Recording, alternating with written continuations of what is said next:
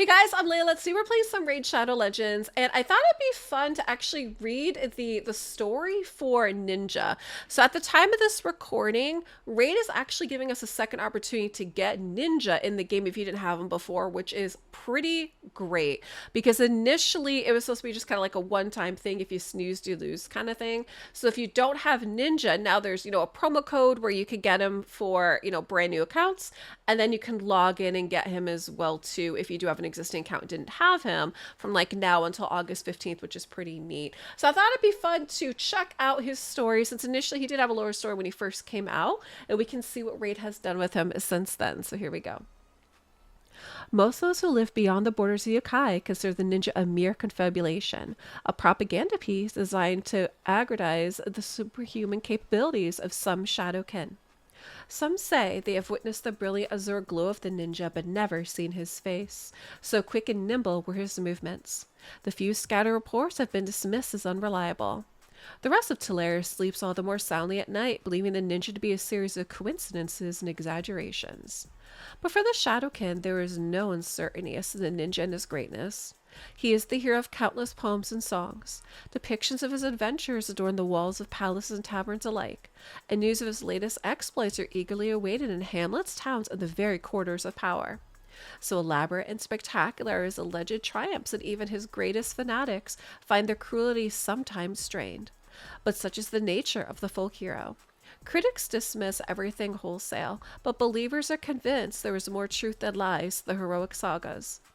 Most likely, the ninja is a highly atypical example of the Makaj demon spawn, based on the single wing that grows from his shoulder, but that is simply the least outlandish of the theories.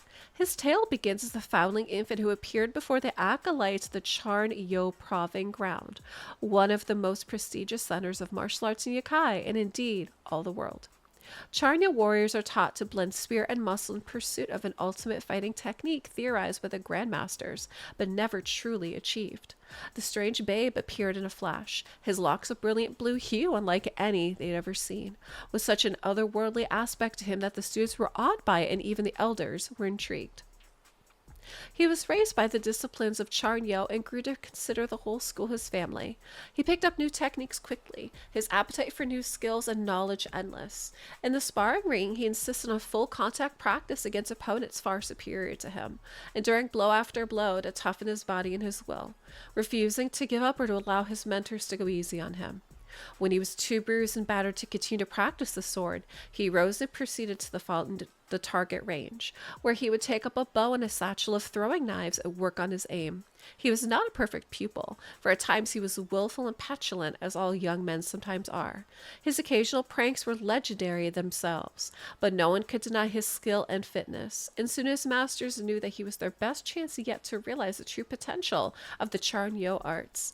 Ninja was taught to tap into his own life force, his fighting spirit, his ego, his charisma, all the things that fueled him with a will to greatness, to turn excitement and eagerness into raw energy, to give fiery life to that potential energy within. This was the ultimate fighting art that Ninja's mentors had theorized about long before. They had searched for ages for a pupil with the potential to finally bring the art to full fruition, and they saw Ninja as their best opportunity yet. The road was long and hard. He struggled but built his confidence, and when he first was able to wreathe his sword in brilliant blue spirit energy, he erupted with joy. With his mastery of blade and bow, he created his own fighting style, manifesting the flaming soul of the weapons themselves, and enhancing each slash and shot with his own inimitable power. His former mentors and all the pupils of Charnyo bade Ninja a bond farewell, for there was nothing left to teach him, only his example for them to follow.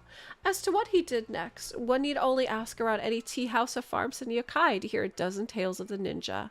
He annihilated the entire mountain stream viper gang in a single night, shot the winged horror of Dilwan from the sky, and rescued trapped survivors, the floodling of the Janban, with his great strength and agility.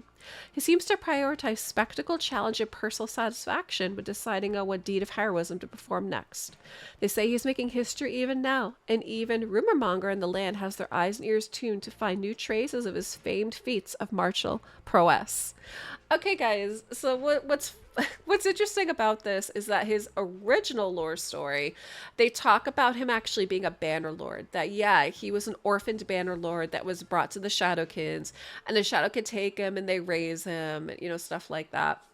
So this they kind of like skip that, and they get to him basically already being, you know, a martial artist, and he's already a legend doing what he does. So I guess that, you know, this one kind of fits a little bit more the fact that we know that this character is based off of the content creator Ninja, right? So I guess that this kind of story makes a little bit more sense.